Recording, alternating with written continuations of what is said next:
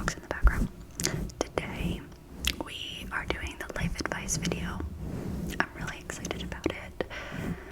I had a bunch of you ask questions on my TikTok, which if you're not following me on TikTok, go over there. We have a lot of fun over there. It's a really nice community over there. So I got a bunch of questions on my TikTok, and we are going to be answering them today. I have the list in front of me. Why wouldn't there be a truck beeping outside? Why wouldn't there be? It's okay. We're rolling with the punches. It's okay. So we are going to start. I have my list of questions in front of me.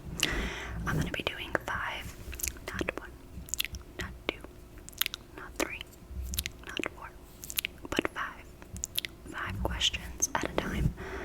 So this will be like a little series on my channel, and I'm excited. If you would like any life advice questions, feel free to leave them in the comments. You could also email them to me or DM them to me on TikTok. Leave them in the comments on my TikTok. I'm just collecting them from everywhere, and yeah, that's just how, and then I'll just put them in the video as I come across them.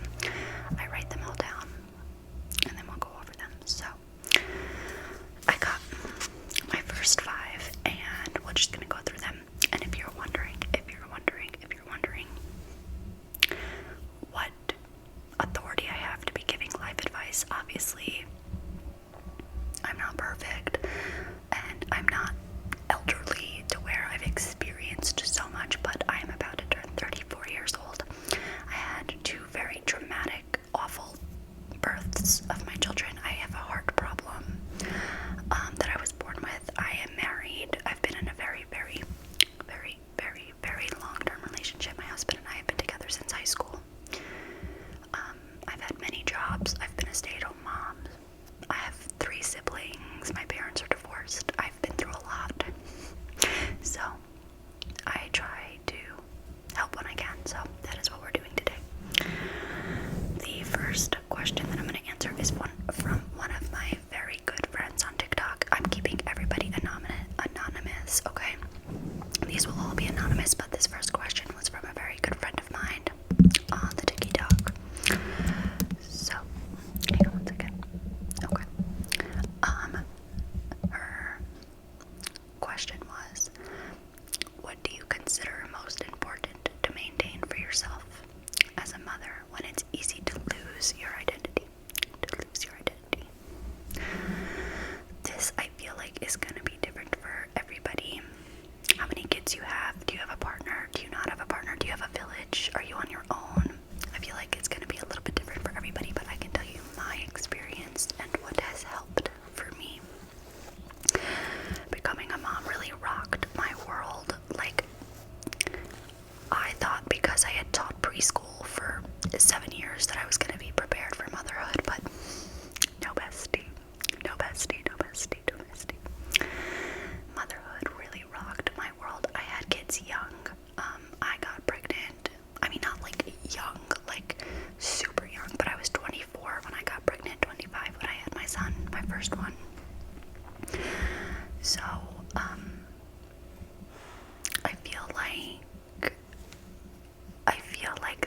for me, the most important thing over the years is I need alone time, okay?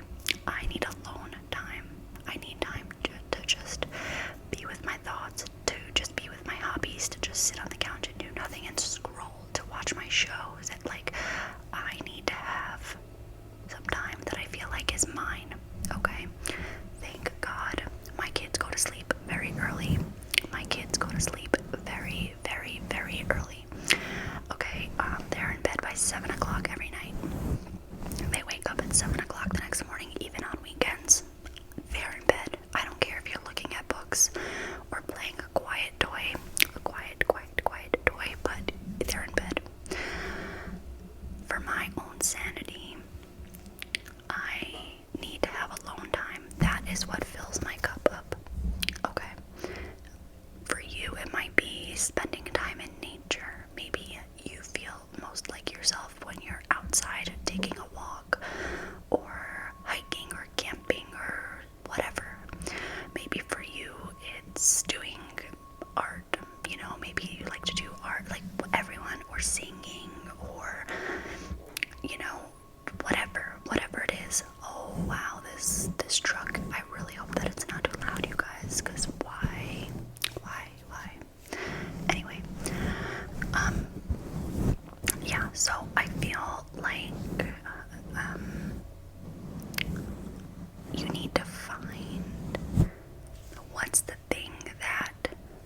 fills your cup, and it's not the same for everybody.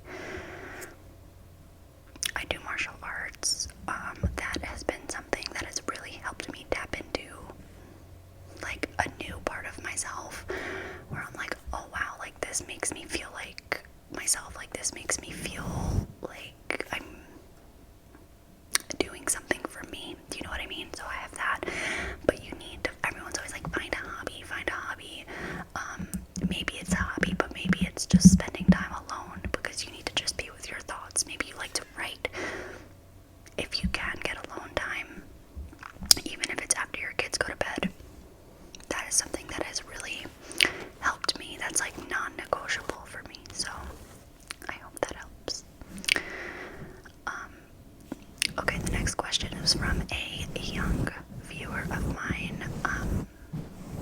She's in high school, and she says, one biggest regret from your high school years that you wish you could change. She said that she's in high school, and she always thinks it's so interesting to like hear the perspective of people who are not in high school anymore and get their like opinions. So, the bestie, I'm not in high school anymore. I graduated in 2008. 2008. Okay. So, my absolute biggest regret, I immediately knew my answer to this, and it is that I did not pay attention to my academics. I did not pay attention to my academics. I was kind of told from the time that I was young that school's not my thing. I'm just like not great at school, and to not even like to just get by, and that really stuck with me, even though I really did love to learn, and I loved to learn new things, and I did have subjects that I was interested in. Every time that I tried to kind of lean into that and be like, oh, maybe like I'll actually study and like pay attention to this, I was always made to feel like dumb about it from like, you know, my family, and like I don't think there was any teachers that were ever like super discouraging. I definitely did have a few, but yeah, like I regret not paying attention to my academics and getting into a good college. I did go to college, but I went to community college first. I floundered. I did not know what I wanted to do. I changed my major a million times. I changed colleges. Ultimately just graduated with an early childhood degree and ended up being a preschool teacher because it was easy and it was what I fell into, and I liked working with kids. But I really regret not studying more and not paying attention to school and just thinking that everything else was more important. I didn't have that staple of a home life. My mom is like, you know, she was all over the place when we were younger, and it was hard for me to focus on anything besides like what was happening around me, because my life was so unstable. I didn't know like what was happening at any given moment. Were we moving? Were we gonna be like, it was just a lot. That's a whole nother story for another day. So I definitely didn't feel like I had the opportunity to flourish and like pay attention to school, and I regret that. Like I'm in high school.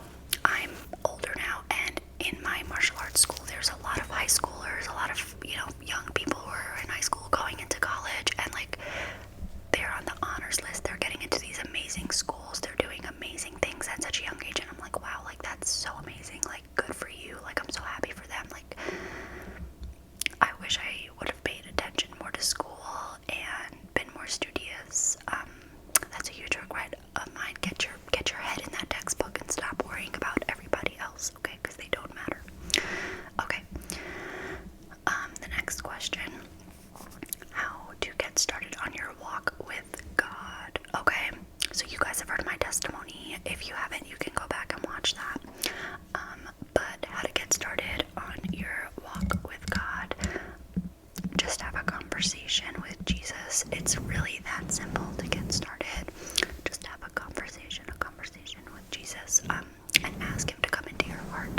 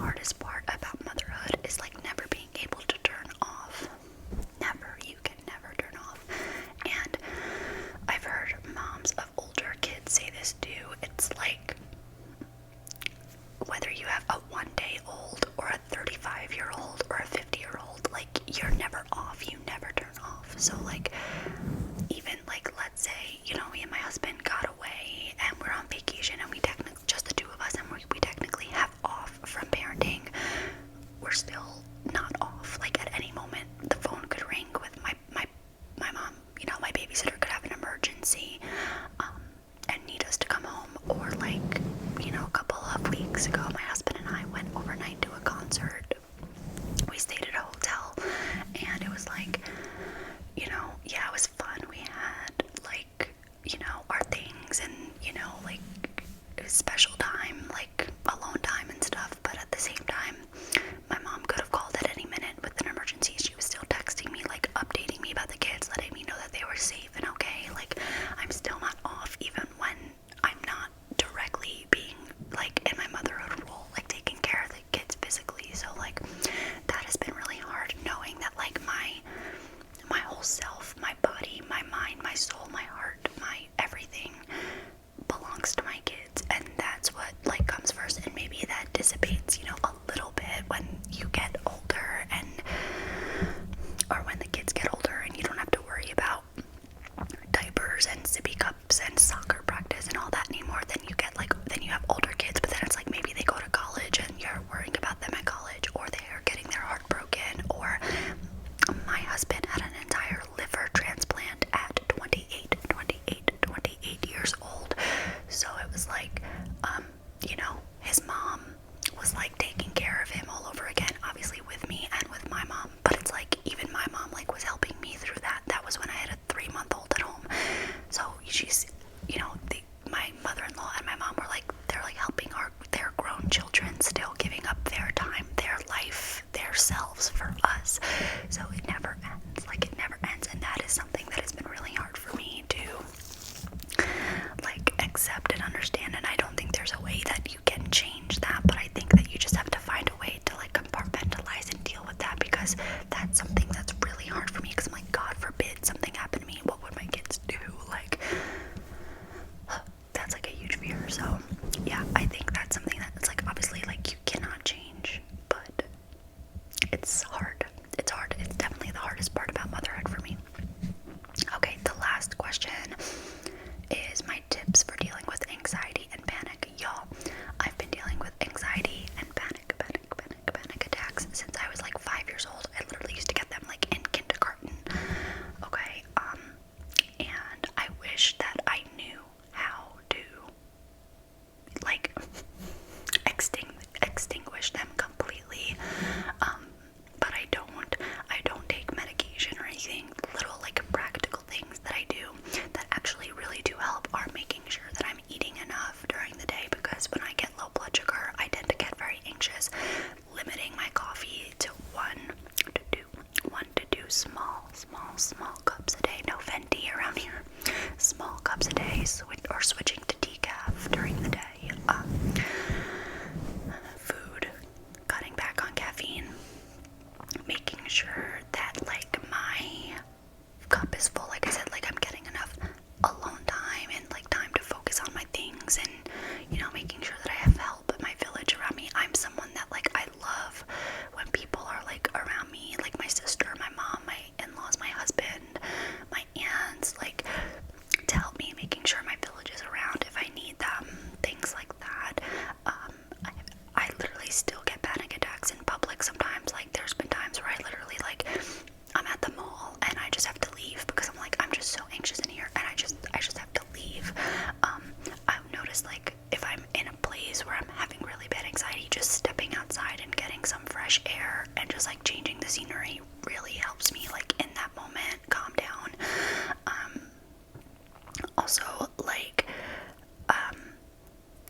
if I am in a place where, like the other day I was literally waiting in line at my son's doctor's appointment, and I all of a sudden got so anxious. I felt like the adrenaline pump through my body. My heart was racing. I was freaking out, and I was like, obviously I can't leave. I'm about to check him into the doctor, but I just like closed my eyes and held my breath for a minute and like tried to slow down my heart rate and being like, okay, I'm just having anxiety. I'm fine. Like, everything's okay. Just like rationalizing in your brain, talking through it. So yeah, things like that really help me. Just like little practical tips like that. I do get into my Bible. I pray about my anxiety, and I like to look up little Bible verses like about anxiety and repeat them to myself. That helps me too. Like, and keeping them on like a little sticky note, keeping it in my wallet, that has really helped me as well. So give it to God, give it to God, give it to God.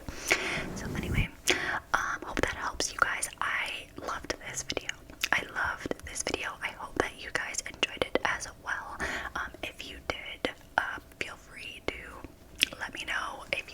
questions that want to be answered in this series.